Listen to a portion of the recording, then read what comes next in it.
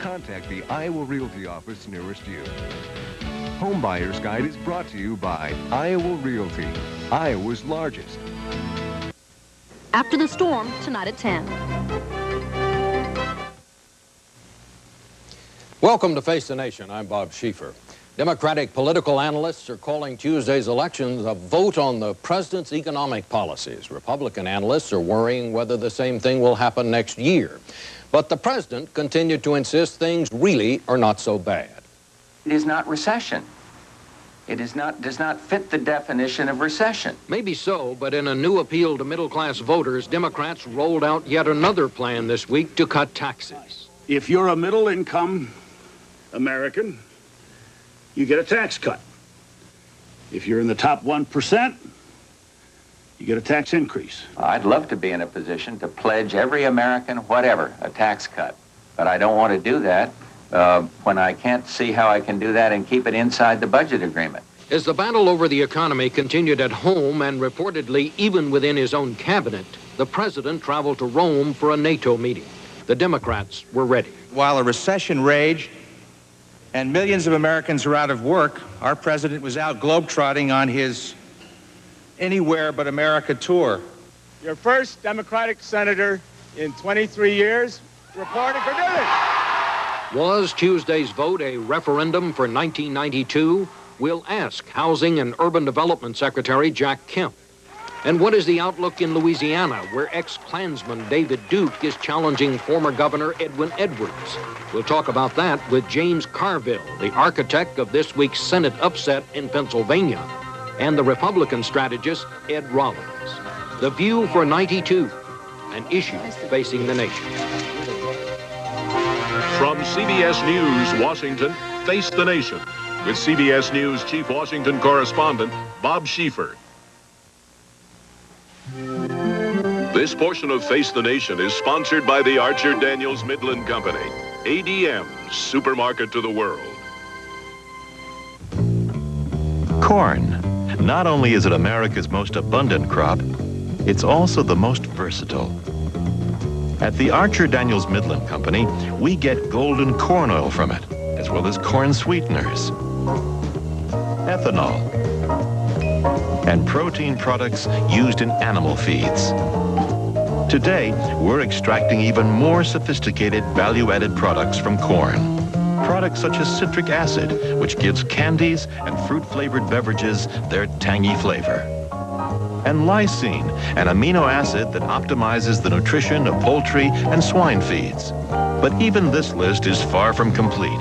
Right now, we're developing additional value-added products from corn, along with innovative applications for them. Because at ADM, we believe the potential of this crop is nearly as great as its supply. ADM, supermarket to the world.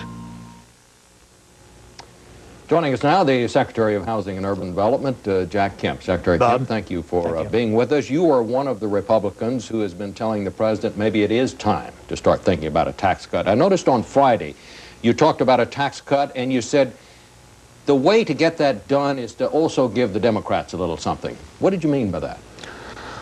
Well, clearly there's a number of Democrats in the Congress on the Senate side and the House side who want to do something. They used to want to spend money to get out of a recession. Now they want to cut taxes. So I'd say claim victory intellectually and politically for our ideas and embrace some of the programs from Benson and Moynihan to members of the House like Rangel and others who want to do something to not only get a macroeconomy growth, as the president does, but also inject some incentives into housing, first-time home buyers, giving people IRAs that are you can convert into a first-time home.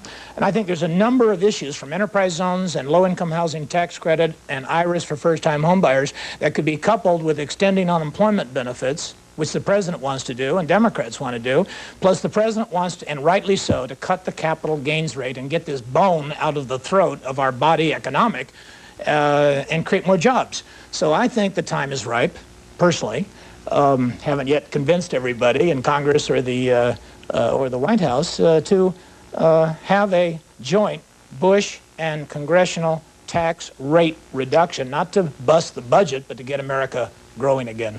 So what you're talking about is to start with capital gains that the president wants, but also think about some way to extend these unemployment benefits, as many of the Democrats are talking about now.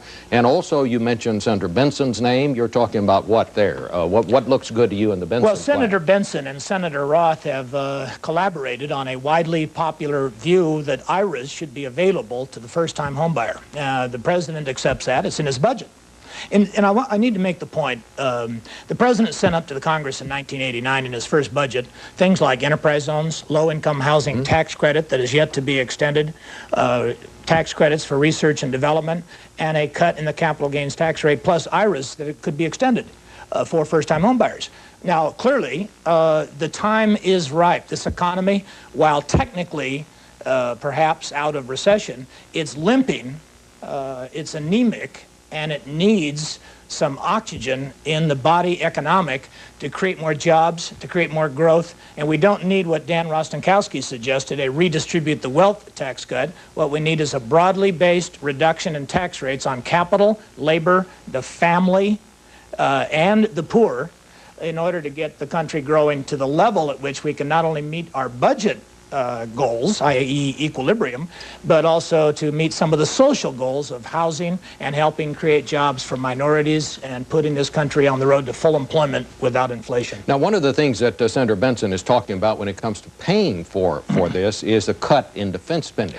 How would you feel about that? Well, look, Rostenkowski, the Chairman Rostenkowski, wants to pay for his tax cut by putting a 10% surtax on so-called rich people. He defines rich as people over $85,000 a year. Now, George McGovern made the mistake in 1972. Well, now, he wants to put it only on millionaires, not... Well, he raises taxes...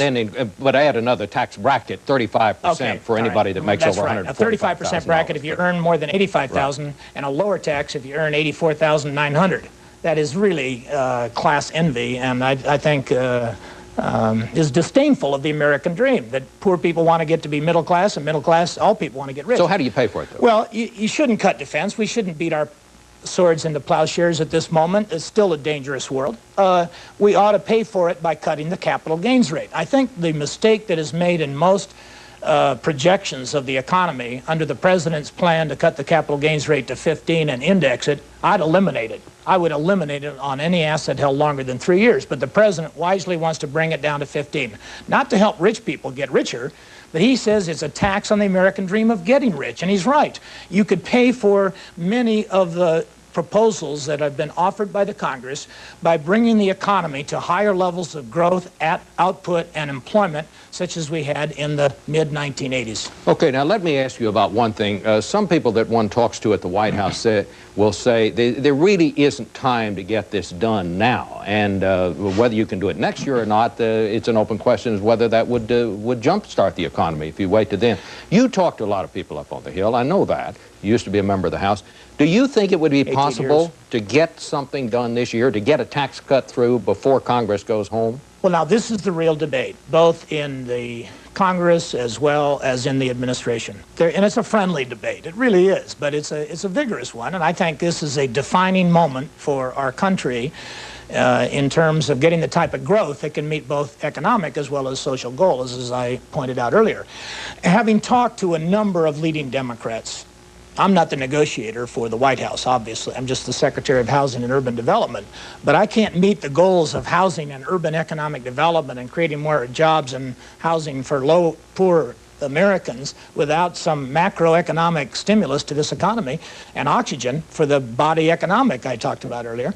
So I am convinced that there are a number of men and women on Capitol Hill in both parties who believe a package could be framed in such a way as to get both the president's macroeconomic or growth-oriented tax policies through, plus extended unemployment benefits, extended low-income housing tax credit, enterprise zones to put jobs and capital formation and entrepreneurship into our nation's inner cities. And this is a time that we ought to try, in my view.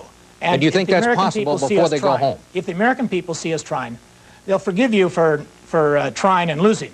They will not forgive not trying at all. But you really think that you could probably do it this year? I think that we could do it this year. The president said at the start of this program that technically the recession is over, but when I hear you talking about an economy limping, It doesn't sound to me as if you totally agree with that. Well, housing starts are at the lowest level almost in a century, or at least since 1925. Sales are down. Automobiles are in trouble. Unemployment is rising among minorities. The poor are squeezed. The middle class is squeezed. And people are not willing to put their capital at risk. And I believe that the president was right 4 years ago, or 3 years ago, suggesting that the bone in the throat of the American economy, which is turning the economy blue. I mean, if you saw a man on the street limping along and with some form of anemia and blue in the face, he might have a bad ankle or a bad knee, but at the margin, the most important thing you can do is to help him breathe again. And frankly, the bone in the throat of the American economy is that we tax the formation of capital so heavily that poor people can't get access to capital. Middle income people cannot get enough access to capital to buy a house or to start a new business. The only people who can get capital are the rich folks at the top. And lowering the tax rate on capital gains would unlock the oxygen, if you will, get the bone out of the throat of this economy. And the president is right. He says, while we're technically out of a recession, that people are hurting. And I believe that. And I think growth is absolutely essential to getting our nation breathing good again about the American dream. Well, if you don't call what you have just described a recession, what does one call that? I mean, well, there are some good signs the president has a right to point to. We're opening up a global trading system that is more liberal than ever before in the history of the world, particularly in this hemisphere. Peace, the dividend for peace is going to be a more peaceful, less threatening world. The president rightfully takes credit for helping to liberate the Middle East, if you will. But the problem, in my view, is that while inflation's down and long-term and short-term interest rates are down, that's good news. The bad news is that there is excuse me for using it again, there is a terrible bone in the throat of our economy, and it is the high tax on capital. We can't get people to put their capital at risk. Now, my liberal friends, some of them, are more worried that somewhere in America someone's going to get rich than they are about how many people are getting poor as we continue to tax income and capital and labor and the family in such a way as to really weaken the overall economy. And that is a shame, because I don't think envy is what the American people, people don't find that they want to bring down the house of a rich man to house a poor man. They just want more housing. They don't want to take a job out of the suburbs to give it to someone in the inner city. They just want more inner city jobs, and they don't want to soak the rich. They want to get rich, or at least get richer. And today, you cannot get rich in America with a tax that confiscates the reward for putting your savings and your investment at risk, i.e. starting new businesses and starting new jobs. Jack Kemp, thank you very much for joining us this morning. We'll be back in just a minute to talk about the elections this week and the one coming up down in Louisiana. Gas goes off, the electric goes off, your phone goes off. How are you going to get all this money together, plus the money for your house?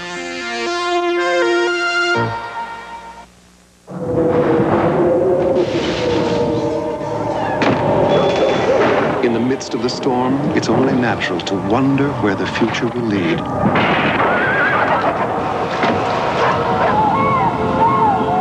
To people who worry about the winds of change today, we'd like to remind you that no adversity lasts forever. And we'll be there with the strength and resources you can count on. Because at Merrill Lynch, we're bullish on the future. It's the company so visionary, it's taken the lead in America's manned space program, working with NASA to create America's first permanently manned outpost in space. It's the company so innovative, it's designed a helicopter without a tail rotor, making its MD-520N the quietest, safest production helicopter in the world. That's leadership from the company America relies on. McDonnell Douglas, a company of leaders. At first, it doesn't seem to be much of a problem. A tire here, a tire there. But it all adds up to the point where Americans dispose of more than 250 million tires a year. But at the Archer Daniels Midland Company, we're doing something about it. We're taking tires that would ordinarily be an environmental problem. We're shredding them and mixing them with coal to create a fuel that burns cleaner in our power plant, providing the energy we need to produce ethanol, a gasoline additive derived from surplus cornstarch that helps reduce carbon monoxide emissions by up to 25%. So as you can see, by using a little ingenuity, we at ADM have got yet another good idea rolling. ADM, supermarket to the world. Need a new car but can't afford new? Now there's hope. It's the nearly new car, and it might put you in the driver's seat. Tomorrow's Money Crunch report on the CBS Evening News. The people of CBS News. Dan Rather, Connie Chung, Mike Wallace, Paula Zahn, Ed Bradley, Leslie Stahl, Harry Smith, Morley Safer, Bob Schieffer, and Charles Kuralt. Experience. CBS News. That Bush was faced with. You can't. And here with us now, two top political strategists, the Democrats' James Carville and the Republicans' Ed Rollins. Gentlemen, thanks to both of you for coming. Mr. Carville, you are the new wonder boy. Your man won in Pennsylvania, and when you overcome a 50-point lead in the polls, people stop and take notice, not only of the candidate, but for the man who planned his strategy. Let me ask both of you, as we start here, Jack Kemp came out very tough. I wouldn't say he came out against the administration, but he said it's time to really start doing something about this economy. And I must say I was a little surprised at his candor. He's a very candid man, but this morning even I was a bit surprised with some of the things he said. Let's start with you, Ed Rollins. What did you think about what he said? Well, what he said was absolutely right. First of all, technically a recession may be over, but nobody cares. There's a lot of people out there who are hurting. And this president ought to be saying, listen, I'm going to do whatever it takes to stimulate this economy, get people back to work. You have a story in the Washington Post today where people making $30,000, $45,000 a year cannot buy a house. Something's wrong with the system, and something's wrong with an economy when that doesn't take place. We need to get this economy moving. Bashing the Fed won't do it. We need some kind of a stimulus. Was that the overriding thing in that Pennsylvania race when your man, Harris Wofford, beat Mr. Bush's man? It was Dick definitely Thornburgh? a contributing factor. I think that the overriding thing was Senator Wofford and his performance, but it certainly was a contributing factor what was going on here in Washington.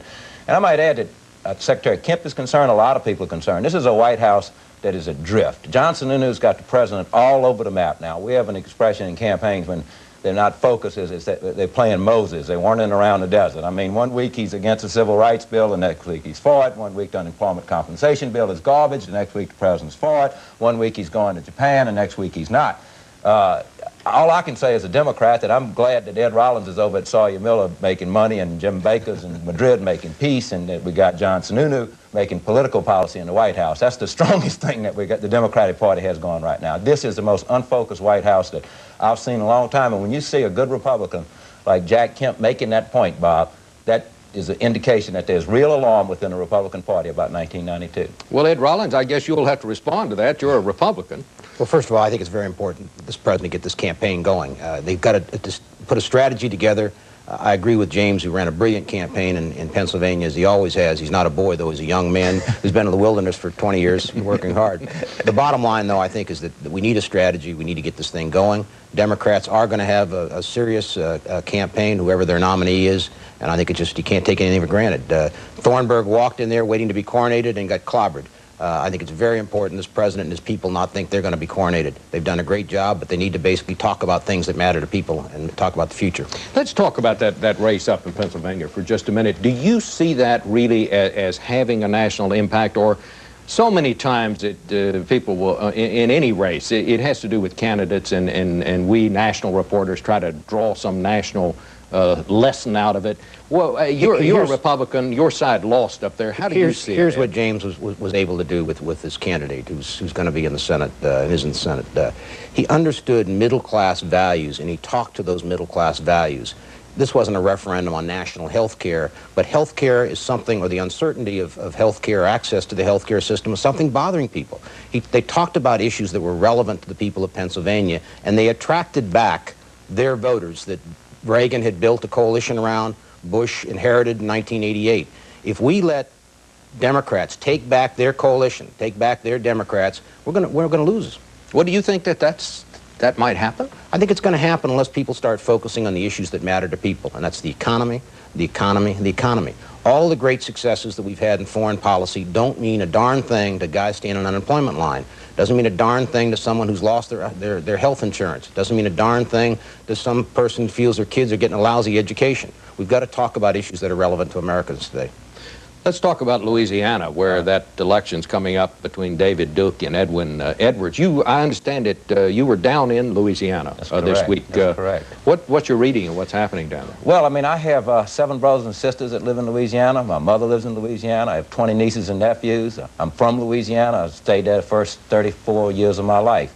It is a very, very serious situation. In talking to people down there, I'm very concerned that this Duke thing is very real. By the same token, I talked to some of the Edwards folks that seem to think that the situation is, you know, in hand. I don't know. But I do know that if Duke is elected governor of Louisiana, it could very well tear my family apart. The economic consequences of this thing are going to be very dire, and I'm very concerned about it, and I just hope that Governor Edwards, you know, stays focused and pulls this thing out at the end. People talk about what an awful person David Duke is, but people vote for him. Is everybody that votes for David Duke a racist, Ed? No, absolutely. I think... Well, then how does he get all these votes? Because I think he, once again, is tapping into the values and the uncertainties of an awful lot of people. He's doing what George Wallace did a number of years ago, and to a certain extent, a lot of the people that are supporting him are part of the Reagan coalition, excluding the racism. I think a lot of people are willing to forgive his past and listen to his message, and that's a message that's out there that's very real. And what is this message that appeals to people? First of all, I think some people are voting for him because it's sort of a protest vote, and I would tell those people, you're about to shoot yourself in the foot. You're about to lose your job if you put this little Nazi in the governor's office. The second thing is bigotry is old-fashioned garden variety bigotry does play in American politics, and I think Duke is showing that.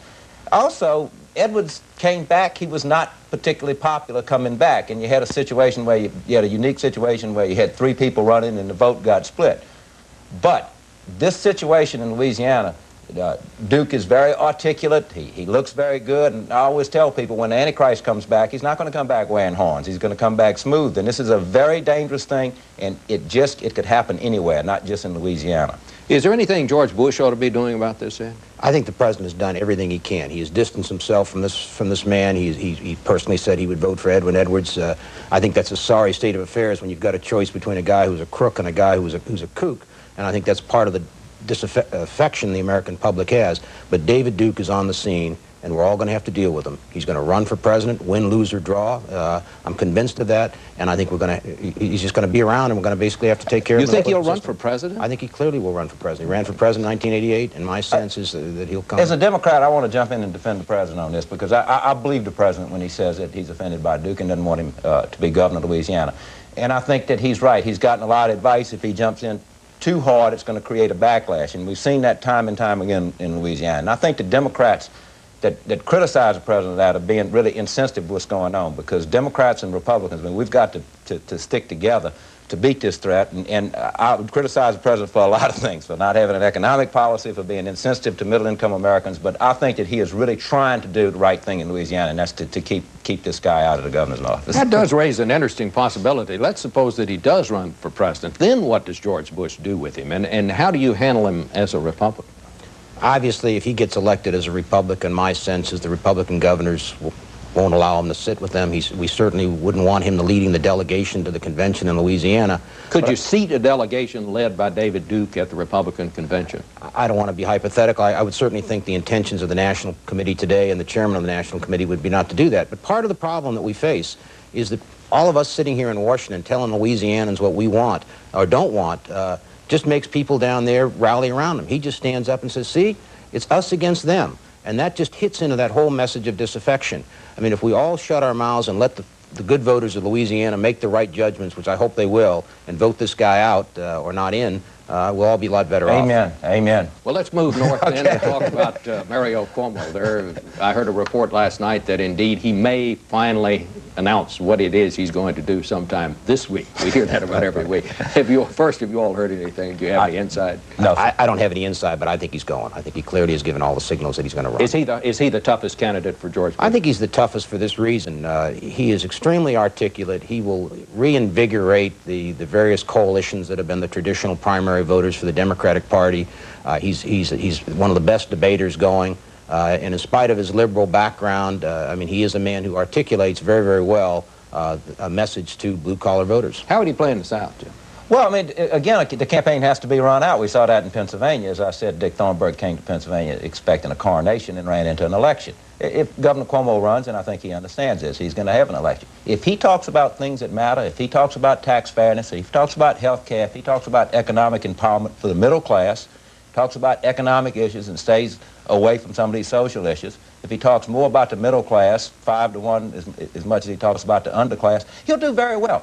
He can do very well. But again, it's going to depend on his message in the way that he frames it. It's also going to depend on a lot of other strong Democrats out there. Governor Clinton, Senator Kerry, Senator Saunders, Governor Brown, Governor Wilder. We have a good, strong field, and I think Governor Cuomo understands that it's a good field. He certainly would be the front runner when he got in, but, you know, front runners get bad things happen to them sometimes. 15 seconds left, Ed. How do you run against Cuomo?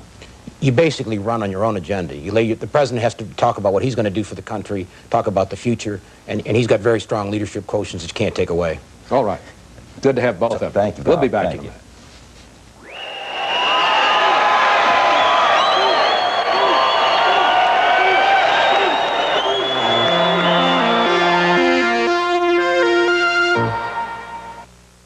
It's the company so confident it builds the F-15 Eagle to be the world's best dual-role aircraft, fighter and bomber. And it proved its air superiority in the skies over Desert Storm.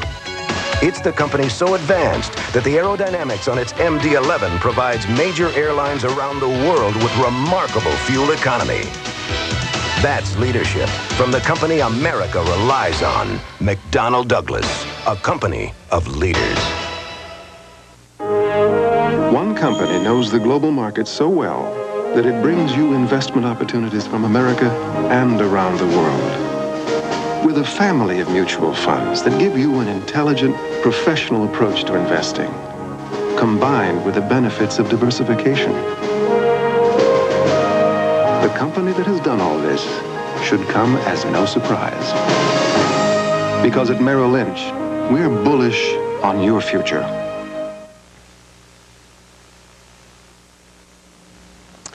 Despite the fact that term limitations were voted down in the state of Washington, we got more mail about it, pro and con, than any other topic this week. David Neal of Arvada, Colorado, called it a case of throwing out the baby with the bathwater. We turn out both the rascal and the hero, he says. Terry Grando of Thousand Oaks, California, added, it is just a Republican ploy because they can't beat Democrats at the polls. But Vincent Calderon of Davie, Florida, said, get them out before they get too comfortable. 2 terms, then put them back in the private sector. A. Long of Leesburg, Florida, agreed but pointed out a downside. All the ex-congressmen will be supporting, in addition to 5 ex-presidents.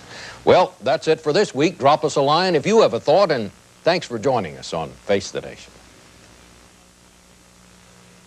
This portion of Face the Nation was sponsored by the Archer Daniels Midland Company, ADM, supermarket to the world.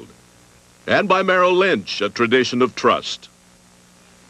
If you'd like to write to Face the Nation, send your letters to Bob Schieffer, Face the Nation, 2020 M Street Northwest, Washington, D.C. 20036. This broadcast was produced by CBS News.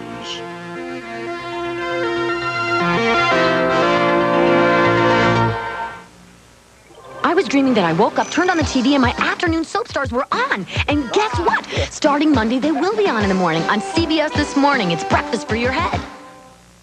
This is CBS.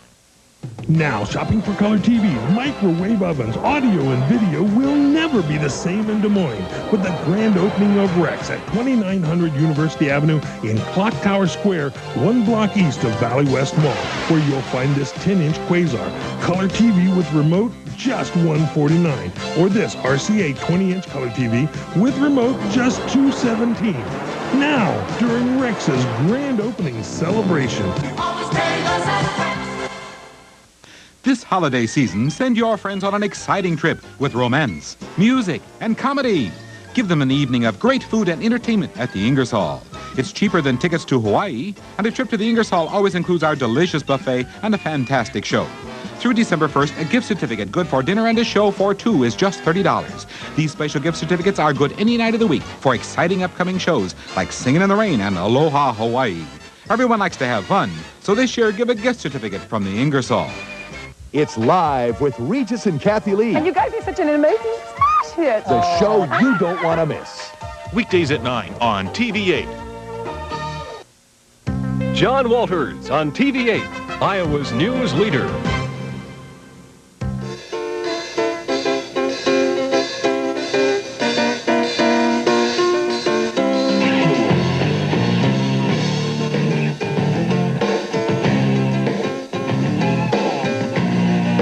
This is the Jim Walden Show with Iowa State head football coach Jim Walden and the voice of the Cyclones, Pete Taylor. The Jim Walden Show is brought to you by Farm Bureau Insurance, by Kent Feeds, and by Baker's Trust.